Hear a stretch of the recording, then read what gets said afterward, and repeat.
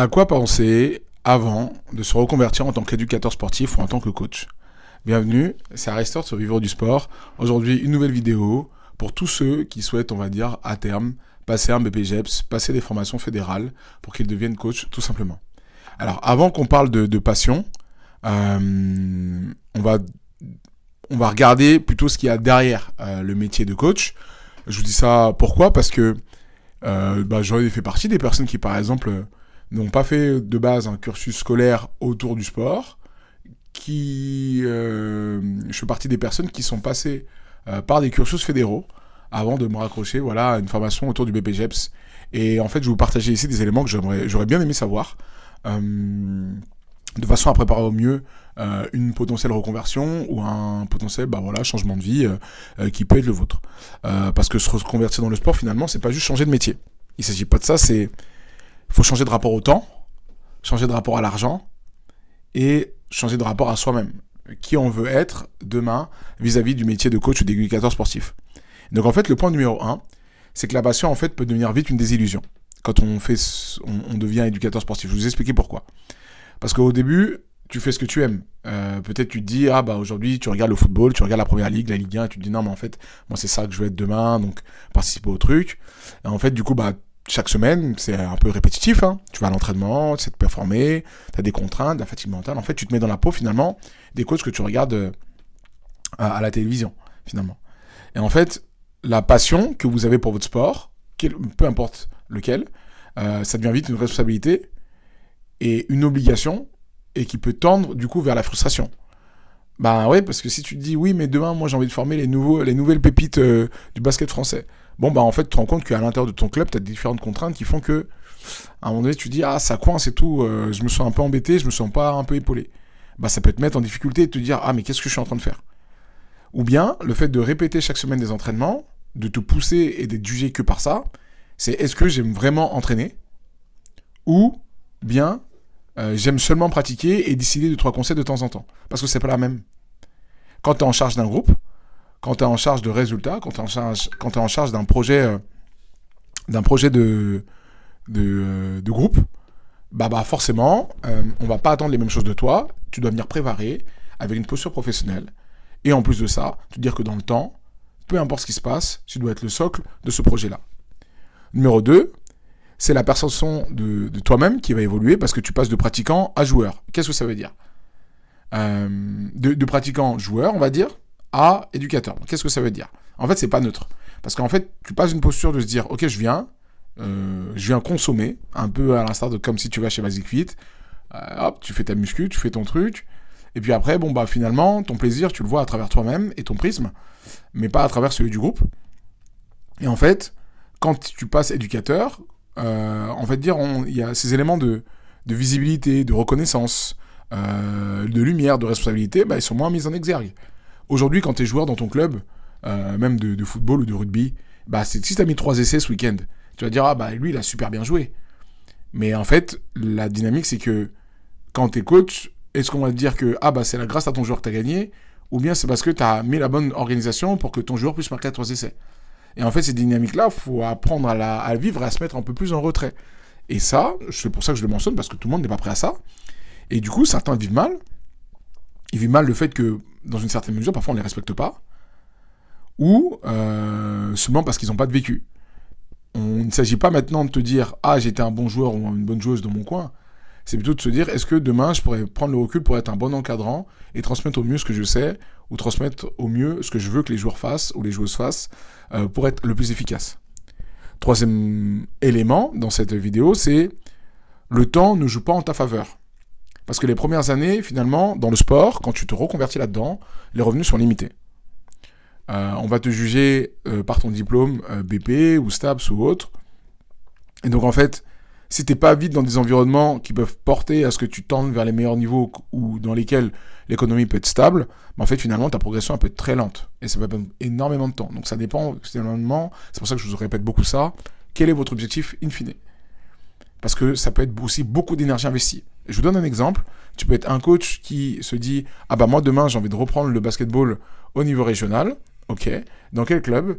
Et qui plus est dans quel club? C'est est-ce qu'il y a une porte pour que potentiellement tu peux être assistant sur du championnat de France ou tu puisses être proche d'un niveau régional vraiment élevé de façon à ce que tu puisses basculer rapidement sur ta professionnalisation ou pas. Ou bien au contraire, c'est plutôt, tu te sens que dans ton cadre de travail, c'est un peu instable et que finalement, en fait, ça te fait pas plus avancer que ça. Et que pour avoir des résultats, ça va te demander quand même un travail énorme, une charge énorme, donc tu te demandes comment potentiellement tu peux tenir dans le temps. Et ça, c'est ce qui existe dans les premières années où on se lance dans le sport. Donc c'est bien de le prendre en considération dans sa réflexion. Parce que pendant ce temps-là, il y en a d'autres peut-être qui avancent d'un point de vue carrière, stabilité, revenus. Et donc, en fait, il y a une lucidité à avoir. C'est combien de temps es-tu prêt à investir avant d'obtenir un vrai retour sur investissement. Moi, je donne un conseil pour ceux qui sont concernés sur cet aspect-là. Typiquement, donnez-vous, pour moi, c'est minimum 3 ans. C'est minimum 3 ans où on se donne, où on s'investit dans une structure, où on s'investit par rapport au métier, pour créer les premières brèches pour aller tendre vers le meilleur niveau et tendre vers une position dans laquelle on va être satisfait de ce qu'on produit et de ce vers quoi on peut tendre. Minimum 3 ans. C'est mon point de vue. Il y en a qui vont être plus vers 1 an et puis je vois. Il y en a plus 2 ans. Pour moi, c'est minimum 3 ans. Au bout de 3 ans, généralement, tu sais à peu près où t'en es. Et c'est la même chose en termes de résultats. Quand tu te lances en tant que coach ou éducateur sportif, tu as eu le temps de produire. La première année peut être dure. Puis après, tu as 2 autres années où tu es en capacité, je pense, de consolider ton projet et de pouvoir être jugé par rapport à tes résultats. Donc, ce sera beaucoup plus simple. Numéro 4, c'est l'équilibre argent et vie privée. Qu'est-ce que ça veut dire ? Alors, le métier impose souvent les soirées de la semaine, des week-ends, des vacances parfois mobilisées. Donc, ça veut dire qu'il y a un impact direct sur votre vie sociale, votre vie de couple, l'équilibre, on va dire, personnel et financièrement. Tout dépend de vos capacités à créer des opportunités. Parce qu'en fait, les opportunités, quand tu es coach ou éducateur sportif, elles viennent pas à toi comme ça. Alors oui, il existe des plateformes où on va te contacter pour te dire est-ce que tu peux me coacher ou est-ce que tu peux faire ci, est-ce que tu peux faire ça. Mais sinon, en fait, finalement, c'est toi-même, tu vas devoir créer ton réseau, connaître un peu les dispositifs pour aller chercher vraiment des opportunités.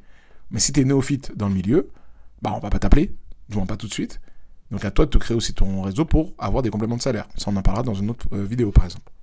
Numéro 5, ne jette pas ce que tu sais déjà faire. Ça veut dire que il y en a beaucoup d'éducateurs sportifs qui font l'erreur de se dire non, ce que j'ai appris avant c'était de la merde, c'était nul, donc en fait je vais repartir de zéro. Et en fait t'oublies, on va dire, tes compétences professionnelles. T'as été commercial, t'as été dans la communication avant de te lancer en tant qu'éducateur sportif, t'as bossé dans la logistique ou dans les sciences, peu importe, en tant qu'informaticien. Mais en fait t'as une rigueur et une base qui va être importante et transférable dans ton métier aussi d'éducateur sportif. T'as un réseau aussi sur lequel tu pourras peut-être t'appuyer. Parce que typiquement, il peut y avoir des besoins avec tes anciens collègues ou ton ancienne vie. Il y a une vision aussi des choses et du métier qui peut être différente. Moi, je sais que par exemple, je m'inspire beaucoup de ce qui se passe dans le business, dans le commercial et dans tous les secteurs d'activité. Parce que j'estime que dans notre métier d'éducateur sportif, les choses sont transférables. Je vous donne un exemple. On peut très bien s'inspirer de ce que fait les personnes qui travaillent dans le ménage. On peut très bien s'inspirer des personnes qui travaillent dans le e-commerce ou dans le business. On peut très bien s'inspirer des personnes qui travaillent dans les sciences et comment, finalement, les professionnels de santé arrivent aussi à gagner leur vie. On peut s'inspirer de tous ces éléments-là, finalement, pour consolider et pouvoir progresser dans notre métier d'éducateur sportif, tout simplement.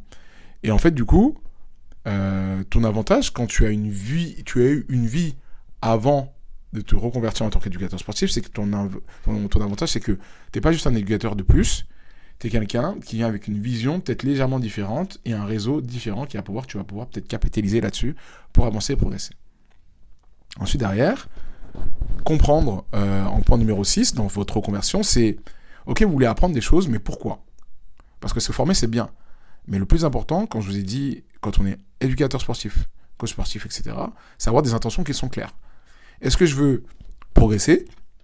En quel cas, c'est juste me dire, je me lance dans cette formation, par exemple à BPGEPS, je veux me former, c'est très bien, ça me suffit, et puis après je basculerai sur une autre vie. Est-ce que tu veux te différencier des autres ? Est-ce que tu veux évoluer vite vers le niveau professionnel ? Parce que pour le coup, dans le sport et l'animation notamment, on peut culminer des certifications, des diplômes, mais en fait, si on ne trouve pas les meilleurs environnements, on ne sait pas vraiment ce qu'on veut, bah, en fait, on va naviguer à vue. Et c'est ça qui décourage le plus dans notre métier. Et c'est pour ça qu'il y a 90% de turnover tous les 2 ans ou chaque année. Les gens en ont marre. En fait, vivre dans notre vie d'éducateur sportif, c'est particulier. Et vivre du sport, c'est compliqué. C'est pour ça qu'on partage tous ces éléments. Donc, à vous de le prendre en compte. Le dernier élément, et le 7e élément, c'est choisir le bon environnement, parce que c'est fondamental. Si tu viens du haut niveau et que tu cherches de l'exigence, va dans des structures qui correspondent à tes standards. Point. Les clubs structurés, niveau élevé, environnement exigeant, si tu penses que tu es comme ça, du moins que tu as un vécu qui se rapproche de ça, perds pas de temps, va là-bas. Et en fait, le truc de « Ah, mais oui, je vais voir pour me tester », ça existe très peu. Et finalement, ou bien tes passerelles, tu vas devoir les faire de façon radicale et savoir qui tu veux être, c'est-à-dire ne pas perdre de temps. Quand on est éducateur sportif, il y a plusieurs solutions. Numéro 1, tu veux être axé uniquement sur la performance. Donc tu te concentres que uniquement sur ce qu'il y a sur le terrain. Donc tu veux performer, performer et performer. Point. Donc peut-être que d'un point de vue financier, ça va peut-être un peu moins le faire, ou du moins tu vas dépendre que de ça, mais tu vas te dire non, mais moi je veux faire ça. Parce que sinon tu bascules vers le deuxième type d'éducateur sportif. Qui est-il ? Celui qui se dit je vais performer un peu, mais surtout je vais faire des projets à côté. Et en fait, ces personnes-là vont être, par exemple, des bons éducateurs, des bons coachs, etc. Mais en fait, finalement, ils n'auront jamais vraiment ce qu'ils veulent, ou du moins, ils n'iront jamais tendre vers les plus hauts niveaux, parce que ça va prendre un temps, le fait qu'ils sont pris par d'autres projets qui vont aussi être potentiellement importants d'un point de vue financier, mais toute ton énergie, elle ne sera pas sur le fait d'avancer un peu plus haut. Donc, il faudra accepter, moi par exemple, j'en fais partie, et que j'ai accepté de me dire, ok, bah, ton chemin, ta route sera peut-être différente, et que tu seras peut-être dans le niveau intermédiaire, mais si à côté tu arrives à vivre correctement, finalement, est-ce que ça vaut pas trop, est-ce que ça vaut pas mieux plus le coup ? Du moins par rapport à ma personnalité, je me suis dit ouais, c'est ça qui vaut plus le coup pour moi. Donc c'est ok. Et il y a la troisième branche, les personnes qui ont des difficultés sur le terrain et aussi ont des difficultés sur le projet.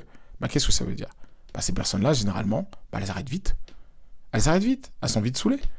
Et en fait, du coup, bah, chaque année, les personnes qui viennent, elles se rendent compte que, ok, j'aime le sport, j'aime mon sport, j'aime le fait de transmettre, mais je suis pas assez bon pour durer.